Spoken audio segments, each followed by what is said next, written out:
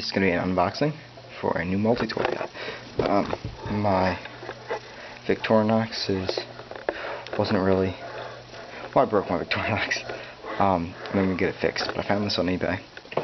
It was pretty cheap, and you'll see what it is in a second. So let's just get this open. Just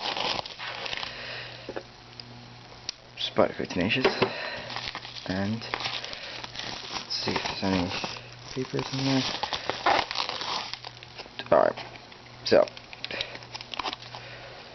this is a business card, whatever, and that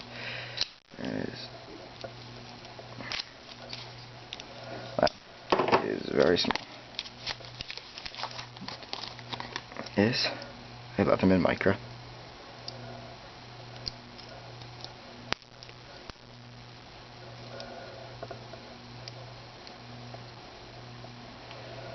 Got it used.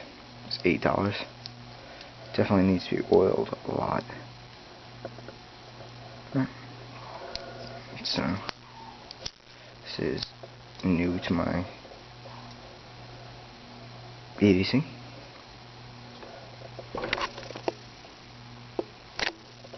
Two more videos on this once it's oiled up. As you can